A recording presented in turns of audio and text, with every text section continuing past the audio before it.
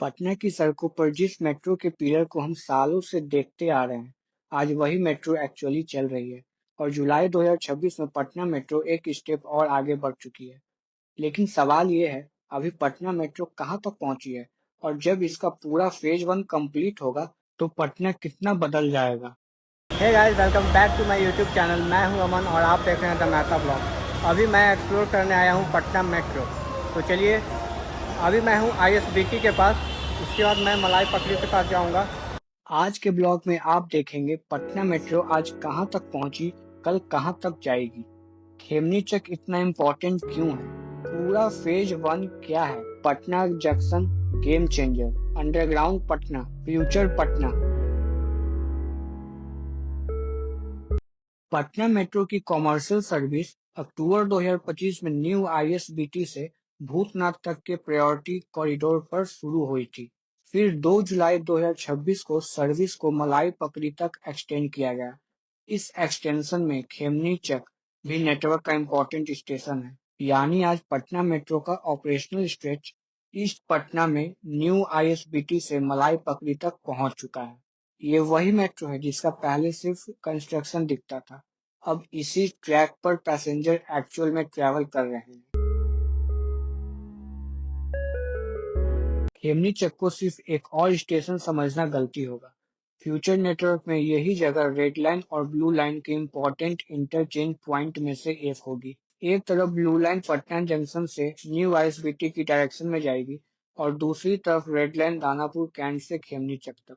PMRCL के official route map से खेमनी चक को कॉरिडोर 1 और कॉरिडोर 2 के इंटरचेंज पॉइंट के रूप में दिखाया गया है। मतलब फ्यूचर में खेमनी चक सिर्फ ईस्ट पटना का स्टेशन नहीं रहेगा, ये पटना मेट्रो के नेटवर्क का एक इम्पोर्टेंट जंक्शन बन सकता है।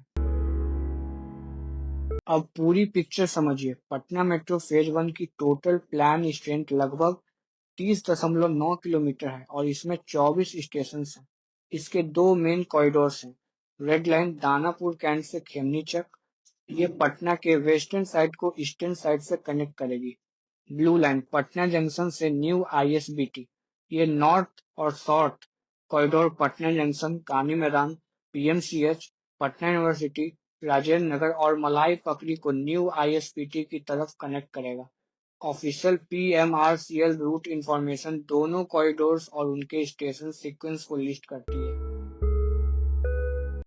अब आते हैं उस जगह पर जहां पटना मेट्रो का नेटवर्क सबसे इंटरेस्टिंग हो जाता है, पटना जंक्शन। फ्यूचर नेटवर्क में पटना जंक्शन पर दोनों कॉरिडोर्स के इंटरचेंज प्लान है। सोचिए, आप ट्रेन से पटना जंक्शन आए, मेट्रो पकड़ी और एक डायरेक्शन में गांधी मैदान, पीएमसीएच और पटना यूनिवर्सिटी और दूसरी डायरेक्शन में मीठापुर, रामकृष्ण नगर और खेमनी चक की तरफ जा सकते हैं। पटना स्टेशन को कॉरिडोर 1 और कॉरिडोर 2 का इंटरचेंज पॉइंट दिखाया गया है। पटना मेट्रो का असली इम्पैक्ट मुझे लगता है यही समझ आएगा, क्योंकि जब रेलवे और मेट्रो एक ही मेजर ट्रांसपोर्ट हब पर प्रॉपरली कनेक्ट होंगे, तो पटना में पब्लिक ट्रांसपोर्ट का पूरा एक्सपीरियंस बदल सकता है। पटना मेट्रो का एक बड़ा इंटरेस्टिंग पार्ट है इसका अंडरग्राउंड सेक्शन। सेंट्रल पटना के डेंस एरियाज में मेट्रो को अंडरग्राउंड ले जाया जा रहा है। गांधी मैदान, पीएमसीएच, पटना यूनिवर्सिटी, मैन्युलक स्टेडियम और राजेंद्र नगर जैसे एरियाज इस अंडरग्राउंड नेटवर्क का हिस्सा हैं। करेंट कंस्ट्रक्शन रिपोर्टिंग के मुताबिक अंडरग्राउंड सेक्शन पर टनल बोरिंग और रिलेटेड वर्क कंटिन्यू हो रहे हैं। ऊपर से देखो तो शायद आपको कुछ नजर नहीं आएगा, लेकिन पटना के नीचे इसी वक्त मेट्रो का एक पूरा नेटवर्क तैयार हो रहा है। लेकिन एक इम्पॉर्टेंट बात, सोशल मीडिया पर पटना मेट्रो के नाम से बहुत सारे फ्यूचर रूट सर्कुलेट होते हैं। अभी सबसे सेफ पिक्चर ये है, फेज 1 का 30.9 किलोमीटर नेटवर्क कंप्लीट होना। पटना मेट्रो की कहानी अब सिर्फ कंस्ट्रक्शन की कहानी नहीं है। एक रूट चल पड़ा है, दूसरे रूट बन रहे हैं और धीरे धीरे पटना के रेलवे, बस, एजुकेशन, हेल्थ केयर और रेसिडेंशियल जोन्स एक कनेक्टेड नेटवर्क का हिस्सा बनने वाले हैं। अब सवाल आपसे, पटना मेट्रो जब पटना जंक्शन तक पहुंच जाएगी, क्या ये पटना के ट्रैफिक को बदल पाएगी? कमेंट में बताओ। और चेंजिंग बिहार एपिसोड 1 आपने अभी तक नहीं देखा है तो उसे भी जल्दी से देख लो। और आज की इंफॉर्मेशन आपको हेल्पफुल लगी हो तो वीडियो को लाइक, शेयर और चैनल पे नए हो तो सब्सक्राइब जरूर कर देना। मिलते हैं नेक्स्ट ब्लॉग में।